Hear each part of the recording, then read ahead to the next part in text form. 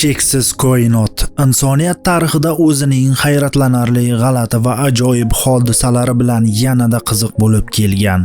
Albatta, bular orasida qora tuynuklardan-da ko'ra g'alati yoki ta'sirchanroq hech narsa yo'q. Bu kosmik g'alati narsalarni qarama-qarshiliklarsiz tasvirlab bo'lmaydi. Masalan, oddiy tuynukdan farqli o'laroq qora tuynuk bo'sh emas. Uning yadrosida shunchalik ko'p materiya to'planganki, uning zichligini tasavvur qilish deyarli imkonsiz. Ma'lum bo'lgan eng kichik qora tuynuklar Quyoshning 3 baravaridan ko'proq massasini o'z ichiga oladi. Olimlar tomonidan kashf etilgan eng katta qora tuynuklardan biri Quyoshning 10 milliardlab marta massasini o'z ichiga oladi va Quyosh tizimining hajmidan kattaroq masofaga cho'zilgan. Shunchalik kichik makonda juda ko'p massa to'planganligi sababli qora tuynukka juda yaqin hech bir narsa uning tortish kuchidan qochib qutula olmaydi, hatto yorug'lik ham. Biroq qora tuynuklarni aniqlash uchun olimlar kosmosdagi eng yorqin yorug'lik manbalarini qidirishlari kerak.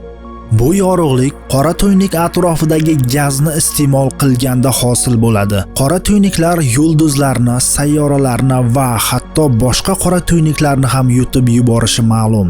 Juda massiv qora tuynuklarning juda kuchli tortish kuchi ularga ulkan galaktikalarni birlashtirishga imkon beradi. Olimlar asrlar davomida qora tuynuklar sirini ochishga harakat qilib kelishgan. John Michell ularning mavjudligini birinchi bo'lib bashorat qilgan bo'lishi mumkin. 1783-yilda u tortish kuchi shunchalik kuchliki, hatto o'z nurlari ham qochib qutula olmaydigan qorong'u yulduzlar mavjudligi ehtimolini ilgari surgan. Bir asrdan ko'proq vaqt o'tgach 1915-yilda Albert Einstein tortish kuchi qanday ishlashini tushuntirish uchun o'zining umumiy nisbiylik nazariyasini taklif qildi. Ushbu nazariyaga ko'ra materiya cheksiz zichlikdagi bitta nuqtaga qora tuynukka aylanishi mumkin. Uning massasi shunchalik ulkan bo'ladiki, u atrofdagi bo'shliqni burishtiradi. Natijada yaqin atrofdagi hamma narsa so'riladi.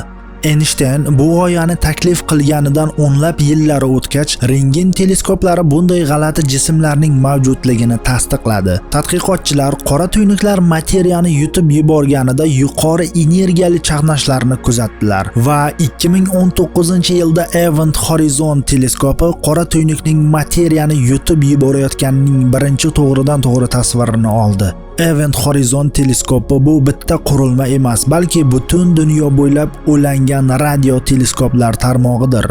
Astrofiziklar ulkan qora tuynuklar nima uchun galaktikalar markazlarida joylashganligini 20 yildan ortiq vaqt davomida bilishmaydi. Ular shuningdek qora tuynuklar vaqt o'tishi bilan qanday o'zgarishini va ular oxir-oqibat qanday yo'q bo'lib ketish mumkinligini tushuntirishga harakat qilmoqdalar. Kuchli teleskoplar va koinot modellari bir nechta qiziqarli gipotezlarga olib keldi. Ammo olimlar qanchalik ko'p o'rgansalar, shuncha ko'p ular qanchalik kam bilishlarini anglamoqdalar. Qora tuynuklar turli o'lchamlarda bo'ladi. Kichiklari Quyoshnikidan 100 baravargacha massaga ega. Supermassivlari o'nlab milliondan milliardgacha massaga ega bo'lishi mumkin. Bu o'lchamlar diapazoni qora tuynuklarning qanday paydo bo'lishini tushuntirishda katta qiyinchilik tug'diradi. Ular bizning Quyoshnikidan 20-30 baravar katta massaga ega yulduzlardan hosil bo'ladi. Bu katta yulduzlar o'lganida ular supernovalar sifatida portlaydi va qora tuynuklarni qoldiradi. Olimlar bu qanday ishlash haqida umumiy tasavvurga ega. Olimlar o'rganishlaricha supernova yulduzlar hayotlarining faol davrlarida yengilroq elementlarning og'irroq elementlarga birlashtirib issiqlik va yorug'lik chiqaradilar. Biroq vaqt o'tishi bilan yulduzning yoqilg'isi tugaydi. Keyinchalik u kislorod va ugleroddan iborat kichik yorqin yadroga aylanadi. Ammo kattaroq yulduzlarning yoqilg'isi tugagach, ular massani yutishda davom etadigan beqaror temir yadroga ega bo'ladilar. Oxir-oqibat yadro o'z og'irligi ostida qulab tushadi. Bu supernova portlashiga olib kelishi mumkin. Qolgan narsalar tobora zichroq sharga siqiladi. Dastlab Quyoshning massasidan 8 dan 20 baravar katta bo'lgan yulduzlar qulab tushadi va neytron yulduzga aylanadi. Bosim uning zararlarini siqadi. Biroq kattaroq yulduzlar qora tuynuklarga qulab tushadi. Ular dastlab supernova fazasidan o'tish yoki o'tmasligi mumkin. Bunday qora tuynuklar yulduz massali qora tuynuklar yoki ulkan qora tuynuklar deb ataladi.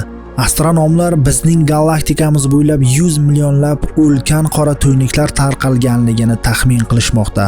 Bizning Somon yo'li markazida Sagittarius A joylashgan. Bu og'ir vaznli yulduz 4 million quyosh massasiga teng. Bizning eng yaqin galaktika qo'shnimiz Andromeda markazidagi qora tuynukning massasi 100 million quyoshdan ortiq. Hozirda insoniyatga ma'lum bo'lgan eng katta qora tuynuk ton 618. Bizning quyoshimizdan 66 milliard marta og'irroq. Ammo hatto eng katta yulduzlarda ham bunday massa yo'q. Qora tuynuklar kamida 2 xil yo'l bilan o'sadi. Ular yo atrofdagi gaz va materiyani iste'mol qiladilar yoki boshqa qora tuynuklar bilan to'qnashadilar. Qora tuynuklar to'qnashganda ular butun koinot bo'ylab tarqaladigan tortish to'lqinlarini hosil qiladi. Olimlar bu to'lqinlarni sezgir yer osti rasadxonalari yordamida aniqlashni boshladilar. Galaktikalar ulkan yulduzlar klasterlaridir. Ular to'qnashganda ularning markazidagi supermassiv qora tuynuklar aslida birlashishi mumkin. Ammo hatto to'qnashuvlar ham zamonaviy supermassiv qora tuynuklar qanday qilib bunchalik katta bo'lib qolganligini tushuntira olmaydi. Bu gigantlarning ba'zilarini kuzatish ularning koinotning boshida shakllanganligini ko'rsatadi. Bunday o'lchamlarga erishish uchun ular to'qnashuvlar orqali asta-sekin kengaygan bo'lishi kerak. Birin-ketin yoki atrof muhitga tushib ketgan tobora ko'proq yulduzlar va boshqa obyektlarni iste'mol qilish orqali.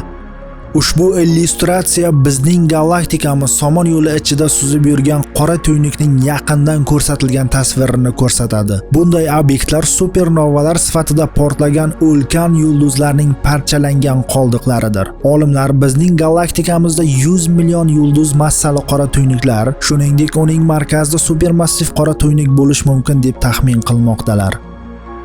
2023-yilda olimlar 10 milliard yorug'lik yilidan ko'proq masofada joylashgan galaktikaning yorqin markazini aniqladilar. Uning manbai taxminan 40 million quyosh massasiga ega qora tuynuk edi. U o'z galaktikasining kattaligiga nisbatan shunchalik katta ediki, olimlar uni supermassiv deb atashdi. Bundan ham boshqa taxminlarda bu qora tuynuk ehtimol koinot juda yosh bo'lganida, atiga bir necha 100 million bo'lganida paydo bo'lgan. Qora tuynuklar dinamik hayot kechiradi. Faqat so'nggi 1 yil ichida olimlar bir nechta hayratlanarli kashfiyotlar qilishdi. Tadqiqotchilarning bir guruh ilgari imkonsiz deb hisoblangan katta qora tuynuk to'qnashuvining dalillarini topdilar. Boshqa astronomlar qochib ketayotgan qora tuynukni ko'rishdi. U ehtimol galaktikasidan qochib yangi tug'ilgan yulduzlar izini qoldirgan. Ulkan qora tuynuklarni hosil qilish uchun portlagan yulduzlar atiga bir necha million yil yashaydi. Ammo modellar shuni ko'rsatdiki, natijada paydo bo'lgan qora tuynuklar milliardlab yil yoki undan ham ko'proq davom etadi. Olimlar keyingi 10 milliard yil ichida Somon yo'li Andromeda galaktikasi bilan birlashish mumkinligini taxmin qilmoqdalar. Agar bu galaktikalar birlashsa, ularning qora tuynuklari ham birlashadi va natijada yana bir 10 dan ham kattaroq qora tuynuk paydo bo'ladi. Galaktikalar va ularning kosmosdagi boshqa qora tuynuklari ham to'qnashishda davom etadi. Koinot kengayib bormoqda. Bu kengayish cheksiz bo'ladimi yoki yo'qmi noma'lum. Ammo agar shunday bo'lsa, galaktikalar bir-biridan uzoqlashadi. Somon yo'li va Andromeda birlashsa, bu super galaktika qorong'u bo'sh fazoning ulkan dengizida yorqin ammo so'nib borayotgan orolga aylanadi. Oxir-oqibat barcha galaktikalar bir-biri bilan birlashishni to'xtatadi. Bir muncha vaqt ular yangi yulduzlarni hosil qilishda davom etadilar. Bu yulduzlar oxir-oqibat supernovaga aylanadi. Yangi qora tuynuklar paydo bo'ladi. Biroq oxir-oqibat galaktikalarda yulduzlarni hosil qilish uchun materiallar tugaydi. Barcha yulduzlar oxir-oqibat yoqilg'i tugab qorong'ilashadi. Ba'zi nazariyalarga ko'ra,